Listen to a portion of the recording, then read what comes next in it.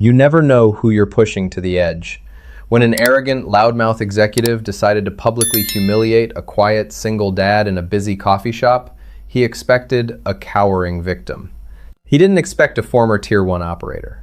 By the time the bully realized his fatal mistake, his arm was already broken, and the billionaire woman, watching from the corner, was about to change both their lives forever. The morning rain lashed against the floor-to-ceiling windows of the Artisan Roast, a high-end cafe nestled in the heart of downtown Chicago's financial district. It was a Tuesday, exactly 8:15 a.m., the chaotic rush hour, where the city's elite collided with exhausted parents and college students. Sitting alone in a shadowed corner booth was Audrey Sinclair. Dressed in a muted beige trench coat over a simple black turtleneck, she looked like any other tired professional seeking refuge in a double espresso. In reality, Audrey was the founder and CEO of Sinclair Global Holdings, a private equity juggernaut with a valuation north of $12 billion. She had slipped away from her suffocating security detail for just 30 minutes of peace before a board meeting that would finalize her hostile takeover of a toxic, failing investment firm called Apex Equities. Audrey liked observing people. It was how she built her empire, reading the subtle tells, the body language, the quiet truths people hid behind their public faces. And on this particular morning, her attention was drawn to a man and a little girl sitting 2 tables away. The man, who looked to be in his late 30s, was a study in contrasts. He wore a faded, flannel lumberjack shirt, worn-out denim jeans, and scuffed leather boots. His dark hair was slightly overgrown, and a jagged silver scar traced the line of his jaw beneath a neatly trimmed beard. Yet, despite his rugged, blue-collar appearance, there was a profound gentleness in the way he interacted with the little girl across from him. Her name, Audrey, gathered from their hushed, playful conversation, was Lily. She was maybe 6 years old, missing a front tooth, and wearing a bright yellow raincoat that swallowed her small frame. The man Hayes was carefully cutting a blueberry muffin into tiny, bite-sized squares for her, his large, calloused hands moving with surprising delicacy. "Eat the blueberries first, Bug," Hayes whispered, offering a warm, tired smile that reached his eyes. "They make you smarter. That's a scientific fact." Lily giggled, a bright, melodic sound that briefly cut through the low hum of the cafe. "You made that up, Daddy." "I would never lie to a princess," Hayes replied, tapping her nose lightly. It was a beautiful, quiet moment, and it was shattered seconds later by the arrival of Preston. Preston stormed into the cafe like he owned the building. He was dressed in a pristine, custom-tailored Italian suit that screamed new money. A Bluetooth earpiece was jammed into his ear, and he was practically screaming into it, oblivious to the annoyed glares of the 50 other patrons in the room. "I don't care what the legal team says. Dump the stock," Preston barked, pacing aggressively near the counter. "Tell the compliance officers to look the other way. I make this company millions. I'm not taking a hit because some mid-level manager got cold feet. Do it." Audrey narrowed her eyes. She recognized the arrogant cadence, the aggressive posturing. Preston was exactly the kind of toxic asset she was excising from Apex Equities. He was loud, entitled, and severely lacking in self-awareness. Grabbing his scalding hot venti caramel macchiato from the terrified teenage barista without so much as a thank you, Preston spun around to continue his pacing. He wasn't looking where he was going. He was too busy berating the person on the other end of his call. He took 3 blind, wide steps and collided violently with Hayes' table. The impact sent Preston's coffee flying. The searing hot liquid splashed across the wooden table, instantly soaking Lily's coloring book and splashing onto Hayes' worn leather boots. A heavy ceramic mug shattered on the floor, sending shards of porcelain skittering across the tiles. Lily let out a sharp cry of surprise, shrinking back into her chair as the hot coffee nearly caught her hands. Hayes moved with a speed that defied logic. Before the coffee had even finished dripping off the table, he was out of his seat, pulling Lily back and shielding her face with his body. He checked her over in a fraction of a second, his eyes scanning her hands, her face, her coat. "You okay, Bug? Did it burn you?" he asked, his voice low and incredibly calm. "No," Lily stammered, her lower lip trembling as she looked at her ruined crayons and drawing. "My picture. Preston didn't apologize. Instead, his face contorted into a mask of pure, unadulterated rage. He looked down at his expensive leather dress shoes, which had taken a few drops of the splashback. "Are you kidding me?" Preston roared, ripping his earpiece out. He glared down at Hayes, who was currently wiping the coffee off the table with a handful of napkins. "Do you have any idea how much these shoes cost, you absolute moron? You pushed your chair out right into my path." Audrey blinked in disbelief from her corner. Hayes hadn't moved an inch. Preston had walked squarely into a stationary table. Hayes paused his wiping. He took a slow, deep breath, expanding his chest, before slowly exhaling. He stood up to his full height. He wasn't monstrously huge, but he was solid, built with dense, functional muscle. "I apologize for the mess," Hayes said. His voice was completely devoid of emotion. It was flat, measured, and dangerously calm. "But you walked into our table. My daughter was almost burned. Let's just all take a breath. I'll clean this up." "You're damn right you'll clean it up," Preston sneered, looking Hayes up and down with visceral disgust. He took in the faded flannel, the scuffed boots, the cheap watch.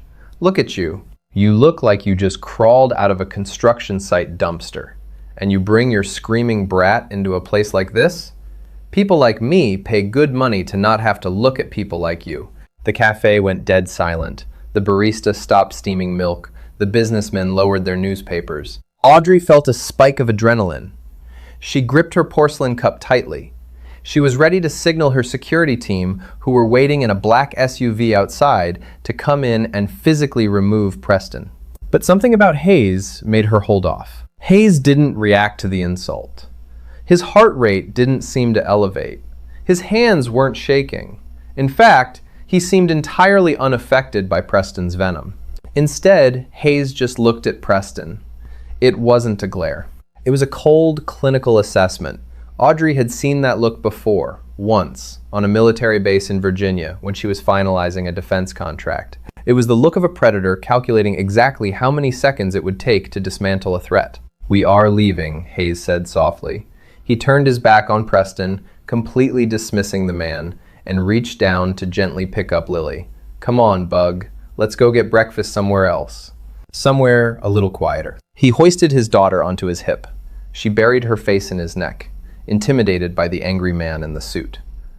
But Preston, fueled by his own unchecked ego and the perceived weakness of Hayes's retreat, wasn't done. He couldn't handle being dismissed by someone he deemed beneath him. "Hey, I didn't say we were finished, trash," Preston barked, stepping directly into Hayes's path, blocking him from the exit.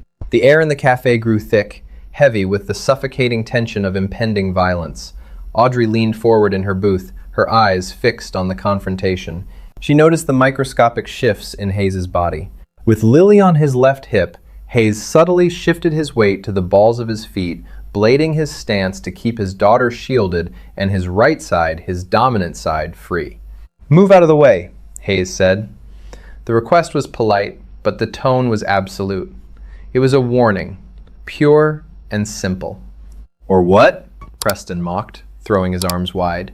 He scoffed, looking around at the silent cafe patrons, playing to an audience that was already horrified by him. "You're gonna assault me? With your kid right there? Go ahead, tough guy. Let's see it. I have lawyers on retainer who make more in a week than you've seen in your pathetic, miserable life. You touch me, and I'll not only take whatever pennies you have in the bank, but I'll make sure Child Protective Services takes your kid." At the mention of Lily being taken away, a collective gasp rippled through the cafe. It was an unforgivable line to cross. Audrey felt a cold fury settle in her stomach. She reached into her pocket, gripping her phone. She was one text message away from destroying Preston's career, his finances, and his entire existence. But she hesitated, utterly captivated by the iron discipline of the man in the flannel shirt. Hayes closed his eyes for a fraction of a second. Audrey watched his chest rise and fall in a very specific rhythm. 4 seconds in, hold for 4, 4 seconds out, box breathing. It was a technique taught to elite combat operatives to lower their heart rate during high-stress firefights. He was literally fighting his own muscle memory, forcing his body not to react. "I am going to ask you one final time," Hayes whispered, his voice dropping an octave, taking on a gravelly, resonant quality that sent a shiver down Audrey's spine. Step aside. Just then, the cafe door chimed, and two men walked in. They were wearing identical, expensive suits, both thick-necked and broad-shouldered former college linebackers who had traded the gridiron for corporate finance. They immediately locked eyes with Preston. "Hey, Prez, everything good here?" the larger of the two asked, cracking his knuckles as he assessed the situation. He looked at Hayes and smirked. "This guy giving you trouble?" Preston's confidence, already inflated, skyrocketed with the arrival of his subordinates. "Yeah, actually, this homeless-looking loser just ruined my morning. Refuses to pay for the dry cleaning of my suit." Now it was 3 against 1. 3 wealthy, arrogant men against a single father holding a crying 6-year-old girl. The manager of the cafe, a pale, trembling man in his 50s, finally found his courage and scurried out from behind the counter. "Gentlemen, please, let's not have a scene here." "Sir," the manager looked at Hayes pleadingly, "maybe it's best if you just go." "He's not going anywhere," Preston snapped, pointing a manicured finger directly at Hayes' chest. "Not until he apologizes, on his knees, and empties whatever change he has in his pathetic wallet to pay for my time." Lily started crying in earnest now, her small hands gripping Hayes' collar. "Daddy, I'm scared. Let's go home." The sound of his daughter's tears was the final catalyst. Audrey watched it happen. It was like a physical switch flipped behind Hayes' eyes. The warmth, the exhaustion, the gentle, fatherly patience, it all evaporated, replaced by a chilling, dead-eyed void. "It's okay, Bug," Hayes murmured softly to his daughter, his voice soothing and completely contradictory to the lethal tension in his muscles. "Close your eyes. Count to 10 for me, okay? Just like we practice." 1. Lily sobbed, burying her face deeper into his neck and shutting her eyes tight. 2. Preston laughed, a harsh, ugly sound. "What is this? Some kind of coping mechanism for losers? You really are pathetic." Preston reached out and shoved Hayes hard on the right shoulder. It was a fatal miscalculation. Preston expected resistance. He expected a shouting match, a clumsy swing, or a cowering retreat. What he got was a lesson in kinetic energy and biomechanical destruction. What happened next took exactly 4.2 seconds. Audrey knew this because her mind, trained to process high-level data instantly, counted the beats in sheer disbelief. As Preston's hand made contact with Hayes' shoulder, Hayes didn't flinch. He didn't stumble backward. Instead, his right hand shot upward with blinding speed. He didn't throw a punch. He simply trapped Preston's wrist, stepping inside the man's guard. With a brutal twisting motion that required practically zero effort, Hayes torqued Preston's arm downward. A sickening pop echoed through the silent cafe. Preston didn't even have time to scream. The shock of his shoulder dislocating instantly robbed him of his breath. His knees buckled, and his face drained of all color as he collapsed toward the floor. But Hayes wasn't looking at Preston anymore. His head had already snapped toward the 2 corporate linebackers. Seeing their boss drop, the larger of the 2 goons roared and lunged forward, throwing a heavy, uncoordinated haymaker aimed squarely at Hayes' jaw. Hayes didn't drop Lily. He simply pivoted on his left heel, swaying back just enough to let the massive fist sail past his nose by half an inch. Using the goon's own forward momentum against him, Hayes brought his right forearm crashing down onto the back of the man's neck, right at the base of the skull. It was a precision strike, executing maximum blunt force trauma to the vagus nerve. The massive goon folded like a cheap folding chair, his eyes rolling back in his head before he even hit the polished tile floor. He went down hard, entirely unconscious. The second goon froze. His brain couldn't process the sudden violent shift in reality. A second ago, they were bullying a helpless dad. Now, 2 of his friends were on the floor, incapacitated. He hesitated, his eyes darting to the exit, but the adrenaline overrode his logic. He reached into his coat, his hand wrapping around a heavy steel travel mug he had brought in with him, intending to use it as a weapon. 3. Lily whispered against Hayes' neck, her eyes still squeezed shut. Hayes stepped forward, closing the distance instantly. He didn't wait for the man to swing. Hayes' right hand lashed out, an open palm strike that connected violently with the underside of the second goon's chin. The sound was like a baseball bat hitting a heavy bag. The man's teeth slammed together, his jaw dislocating with a sharp crack. As the man staggered backward, stunned and blinded by the pain, Hayes hooked his right leg behind the man's knee and executed a flawless, sweeping takedown.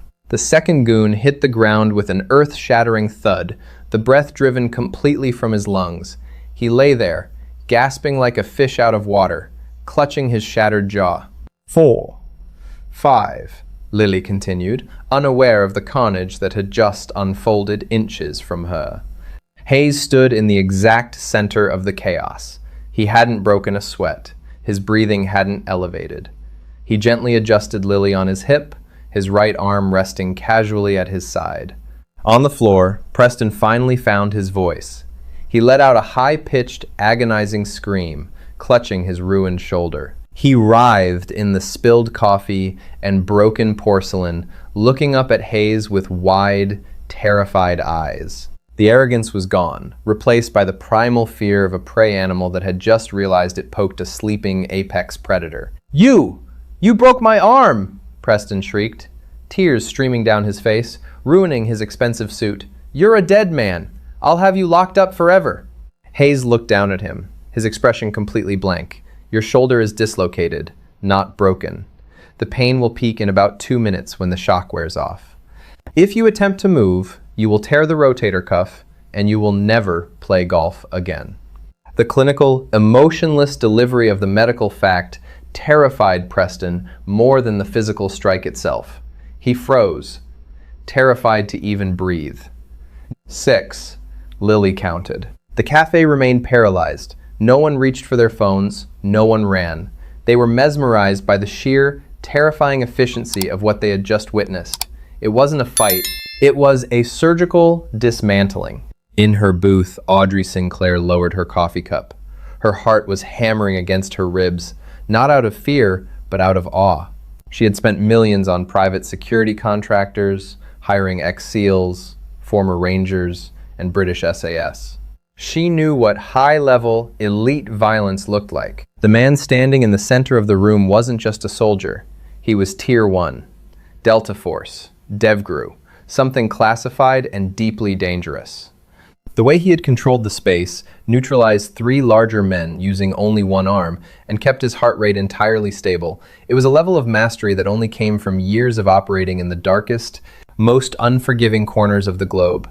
Outside, the wail of police sirens began to cut through the morning air. The cafe manager had hit the panic button under the register.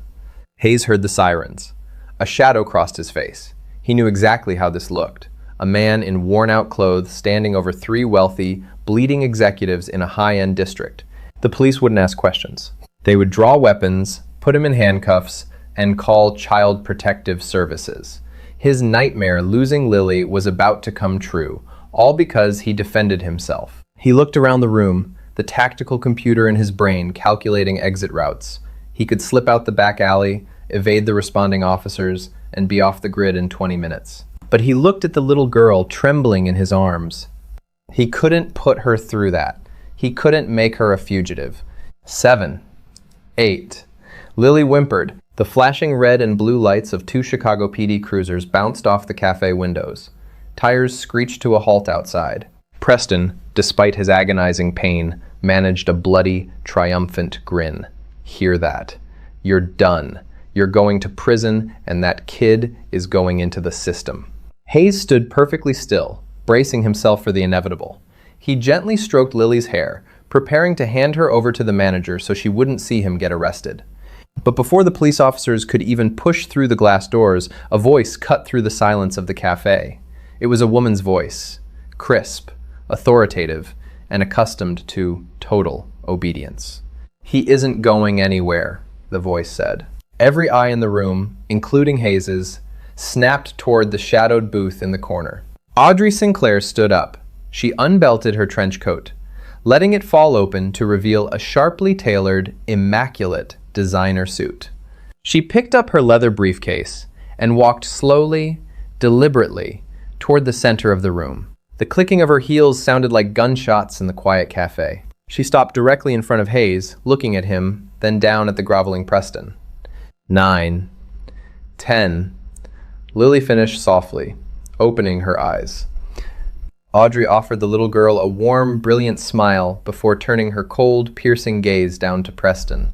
"Preston, isn't it?" Audrey asked, her voice dropping the temperature in the room by 10 degrees. "VP of Acquisitions at Apex Equities?" Preston winced, squinting up at the stunning woman. Who are you?" The cafe doors burst open. 4 heavily armed police officers rushed in, hands on their holsters, scanning the room for the threat. "Chicago PD, nobody move," who called it in. Before the manager could speak, Audrey stepped between the officers and Hayes. She reached into her blazer and pulled out a sleek, black leather card holder, flipping it open to reveal an ID that made the lead officer freeze in his tracks. "Officer," Audrey said smoothly, her tone leaving zero room for argument. "My name is Audrey Sinclair, CEO of Sinclair Global. You are standing in a building owned by my holding company. I witnessed the entire altercation." She pointed a manicured finger at the sobbing Preston. "This man," she stated loudly, ensuring every person in the cafe heard her, and his 2 associates launched an unprovoked, violent attack against my new head of executive security. Hayes blinked. His stoic facade cracked for a fraction of a second as he looked at the billionaire. He didn't know this woman. He certainly didn't work for her. Audrey turned her head slightly, locking eyes with Hayes. In that fleeting glance, an unspoken pact was formed. "Play along," her eyes demanded. "I've got you." "He was simply performing his duties," Audrey continued, turning back to the dumbfounded police officers, defending himself and his child against 3 intoxicated, aggressive assailants. "I have the entire incident on my private security feeds. I expect these 3 men to be arrested for assault, battery, and child endangerment immediately." Preston's good arm dropped to the floor. "Wait, what? She's lying. He's a nobody." Audrey looked down at Preston, her smile completely devoid of warmth. "Actually, Preston, as of 8 a.m. this morning, Sinclair Global officially acquired a controlling stake in Apex Equities, which means I am your new boss. Or rather, I was." She leaned in slightly, delivering the death blow to his career. "You're fired, Preston, and my legal team will be bankrupting you by Friday." The police officers, caught entirely off guard between the bleeding, groaning executives on the cafe floor and the overwhelming gravitational pull of Audrey Sinclair's absolute authority, immediately relaxed their aggressive posture. The lead officer, a grizzled 20-year veteran named Detective Miller, recognized Audrey instantly. In the sprawling corporate ecosystem of Chicago, crossing the billionaire CEO of Sinclair Global Holdings was a permanently career-ending move. Detective Miller holstered his service weapon and gestured for his team to stand down. He looked at the shattered porcelain, the spilled coffee, and the 3 incapacitated men before turning his attention to Preston, who was still weeping pathetic, agonizing tears on the wet tiles while clutching his ruined shoulder. "Get up," Detective Miller barked, hauling Preston to his feet by his uninjured arm. Preston let out another high-pitched shriek of pain. "You have the right to remain silent, which I highly suggest you utilize immediately." "She's lying!" Preston sobbed, his expensive Italian suit now stained with caramel and dirt. "He attacked us! Look at my men!" Audrey did not even grant Preston the dignity of a backward glance. She turned her full, undivided attention to Hayes, who was still standing in the center of the room, holding Lily securely against his chest. The lethal tension had slowly drained from his broad shoulders, but his eyes remained hyper-vigilant, scanning the officers and then locking onto Audrey. He knew exactly what she had just done. She had committed perjury to save him from a broken justice system. "My SUV is idling in the loading zone out back," Audrey said softly, her tone completely shifting from corporate monarch to a gentle, grounding presence. "The paparazzi will have scanners monitoring the police bands, and they will be here in less than 3 minutes. If you want to protect your daughter from the flashbulbs, you need to come with me right now." Hayes hesitated for a fraction of a second. His training dictated that he never follow a stranger to a secondary location. But he looked at Lily, whose small hands were still gripping his faded flannel shirt. And then he looked into Audrey's steely, unblinking eyes. He gave a single, curt nod. The transition from the chaotic, humid cafe to the cavernous, climate-controlled interior of Audrey's armored Maybach SUV felt like stepping onto another planet. The heavy doors closed with a solid, hermetic thud, instantly silencing the wailing sirens and the frantic shouts of the gathering crowd outside. Lily cautiously peeled her face away from her father's neck, her wide, innocent eyes taking in the plush white leather seats, the soft ambient lighting, and the chilled bottles of sparkling water sitting in the center console. "Are we in a spaceship, Daddy?" Lily whispered in absolute awe, completely forgetting the terror of the previous 10 minutes. Hayes let out a breath he felt like he had been holding for years. He managed a genuine, exhausted smile, kissing the top of her head. "Something like that, Bug. Are you okay? Did anyone bump you?" "I'm okay," she promised, reaching out to tentatively poke the soft leather armrest. Sitting across from them, Audrey poured a glass of water and handed it to Hayes. He took it, his calloused fingers brushing against her perfectly manicured hand. "I owe you," Hayes said, his voice returning to that low, gravelly timbre. "You didn't have to lie for me. I don't know why you did, but thank you." I couldn't let her go into the system. I just couldn't. Audrey crossed her legs, leaning back into the expensive upholstery. "I didn't lie, Mr. Gallagher. Hayes Gallagher."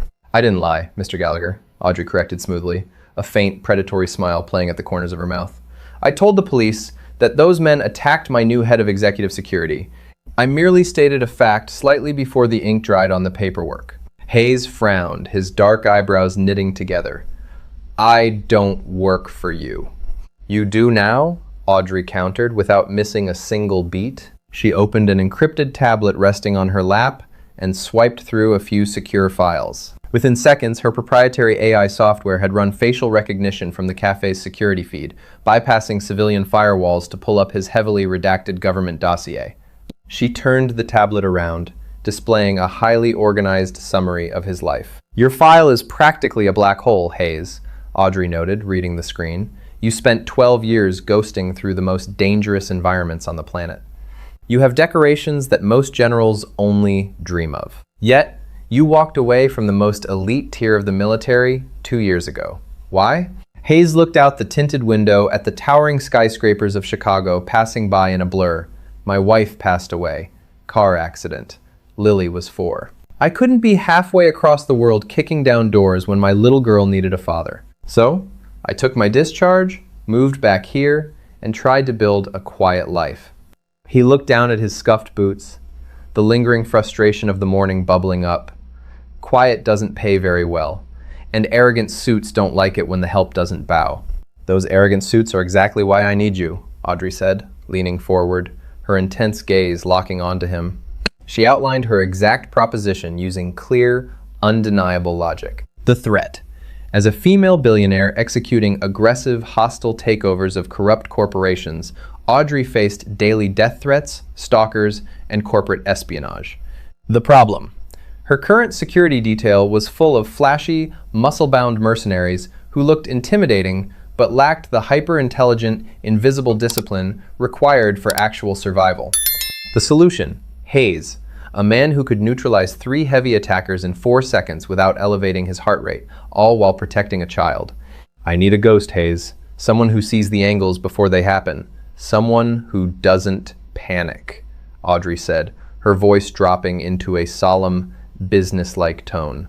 "I am offering you a starting salary of $400,000 a year, comprehensive medical for Lily, and a schedule that guarantees you are home every night to tuck her in.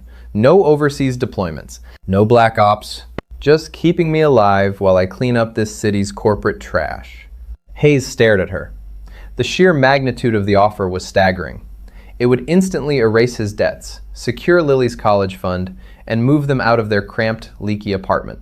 "Why trust me?" Hayes asked, his eyes narrowing in suspicion. "You just saw me break a man's arm." "Because of how you broke his arm," Audrey replied sharply. "You showed restraint. You didn't strike until you had to, and you stopped exactly when the threat was neutralized. You are a professional. Do we have a deal? She extended her hand. Hayes looked at her delicate, powerful hand, then down at Lily, who was busy tracing shapes on the foggy window. He reached out and gripped Audrey's hand firmly. Deal. 6 months later, the landscape of Chicago's financial district had fundamentally changed, and so had Hayes Gallagher's life. The transition from a struggling blue-collar contractor to the apex predator of the corporate security world was seamless. Hayes didn't wear a uniform. He despised the standard-issue black suits and earpieces that made security personnel stick out like sore thumbs.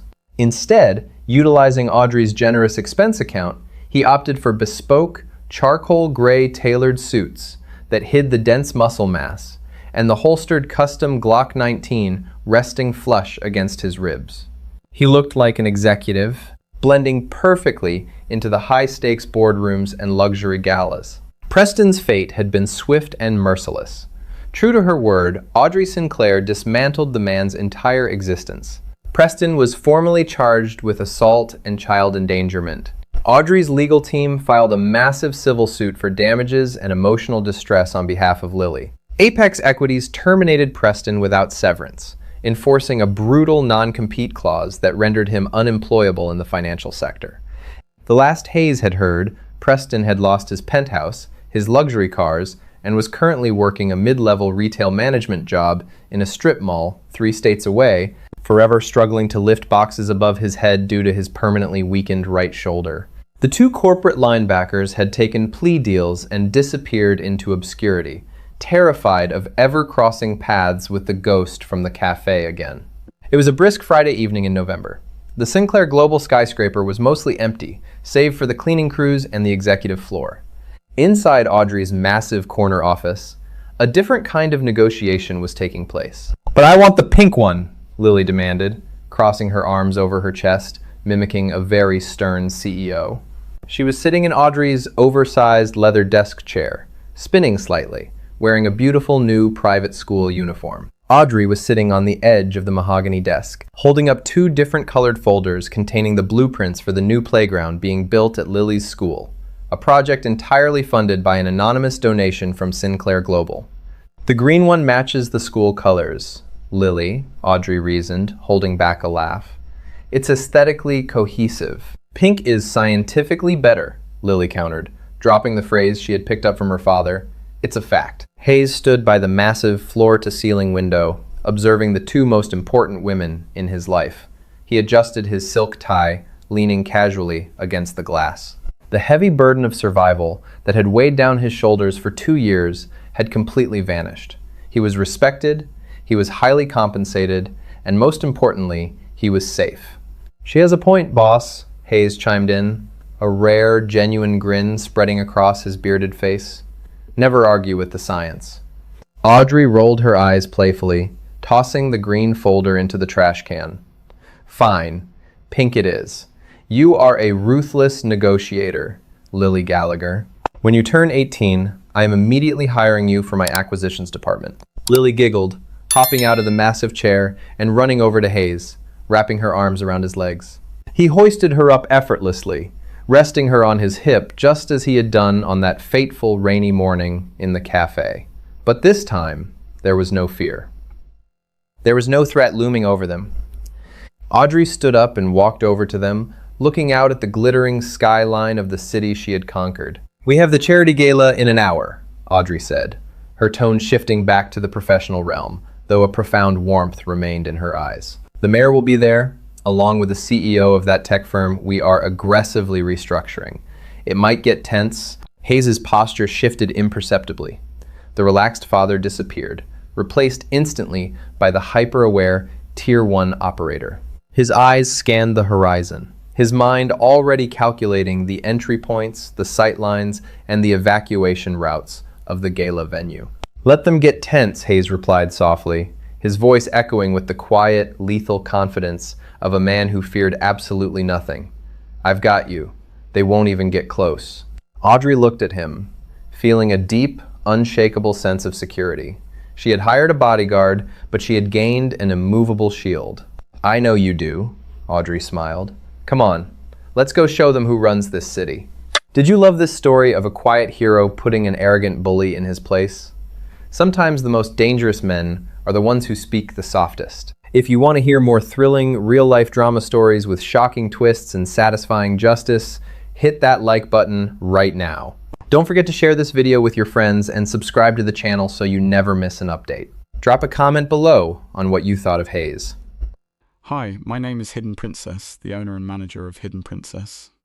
After watching the video, Bully mocked a single dad in a cafe until he moved like a Delta Force legend. I'd really like to know what you think. How did this story make you feel? What stood out to me was the contrast between quiet strength and loud arrogance. Hayes never seemed interested in proving himself. His focus was protecting his daughter and staying calm under pressure.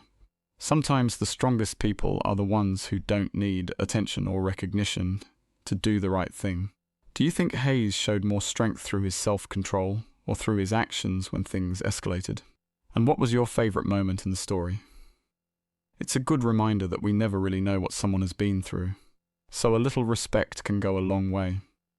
Thanks for spending time with us today. If this story meant something to you, feel free to share your thoughts in the comments, and consider liking or subscribing for more stories like this.